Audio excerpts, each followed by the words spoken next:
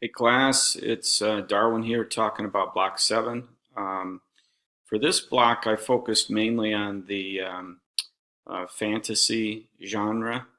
I wanted to start off with a quote from the text reading. It's page 198 from Boucher and Hinton. It reads, in an effort to prepare students to respond with the right answer on standardized tests, do educators fail to encourage students to dream? Are teachers and librarians afraid of censorship when they exclude fantasy titles? Do educators allow their own preferences for realistic and historical fiction to overshadow this genre? I picked this quote because, for me, I'm a nonfiction guy, and I do think uh, perhaps people with preferences like mine could dismiss fantasy as a relevant young adult genre because, again, as a nonfiction guy, it kind of it doesn't engage me as much, and I don't find the same level of connection or relevancy with the titles that I chose. For example, I chose this book called Max. It's part of a series by James Patterson. It's the series is called The Maximum Ride Novel. I think there's others, but I found reading Max to be entirely almost 180 degrees opposed to what my preferences are. Um, Even though the book is, you can see the text. It's to me very easy reading, easy vocabulary, but it took me twice as long to get through this book than any other book I read so far for this class. Um, it actually reminded me of some of the anime shows that my daughter watches on TV. She'll watch anime in the spoken language of Japanese with the English subtitles, and she turns the volume way down low. But it strikes me as almost purely recreational reading. And one of the thoughts that occurred to me as I got about halfway through the book was maybe I should have um, done the read the first chapter and decide to pick another book. So in terms of the love hate relationship, um, I'm far from an expert at the genre of fantasy. I haven't read a lot. I think these two books are some of the very few that I've actually experienced, but I'm kind of leaning towards the hate side of that argument. I do, however, see value in the fact that if readers are really um, taken by the fantasy genre, it does offer them an escape from reality, and I think it does also encourage the creative side of their brain to imagine worlds that are not possible, and also see some of the things that the authors put inside the plot with the characters, the romance, the gossip, the bullying, all the same types of things that we saw in the typical young adult problem novel, so to speak. I'm going to read a quote that I connected with from the Bone Gap. Um, so here it goes. So the freak had been following Charlie too. Finn planted his feet more firmly. Where's Rosa? Think of Priscilla now. Think of what everyone else will think. All the wrong questions exploded from him. Think about what? What do you mean? Strange boy, ugly girl. Maybe he's taking advantage of her. Maybe she'll do anything to. Shut up! He's so strange, that boy. Too strange. So this quote is actually from page 145, and it's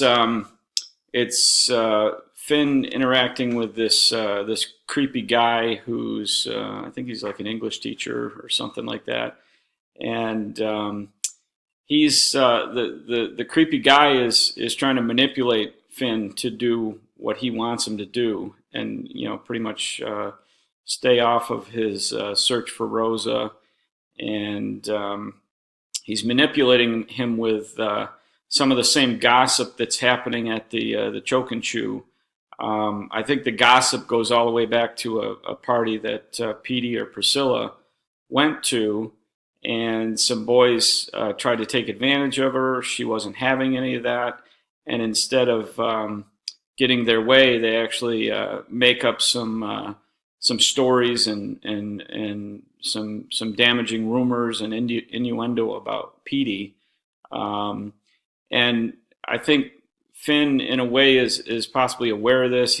You can tell he's angry about it, and you can tell he's very angry with this creepy guy who's kidnapped his friend Rosa. So I think in terms of teaching options, the book Bone Gap had much more in terms of depth and complexity. I pretty much wrote off James Patterson's Max. It just didn't. I didn't get the book, so I want to spend more time on what I thought the values of Bone Gap were.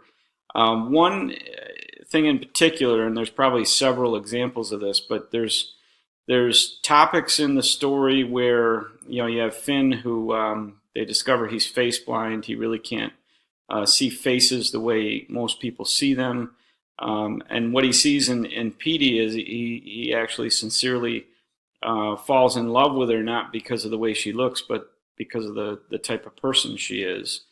Rosa, on the other hand, is very beautiful, and she's actually kidnapped by this creepy guy because of her beauty. And kind of in the climax of the story, she comes up with a solution to a really vexing problem. To either stay with the creepy guy, let the brothers Finn and Sean go their way, and versus escape and risk that the creepy guy does some harm to these brothers who she loves. But in the end, she decides that she's going to take some of her own beauty away by cutting her face, and that's what she does. And Sean is a EMT. He ends up stitching her face up. She looks fine. She has a scar, but of course Sean doesn't view her beauty as her physical beauty. It's the whole person.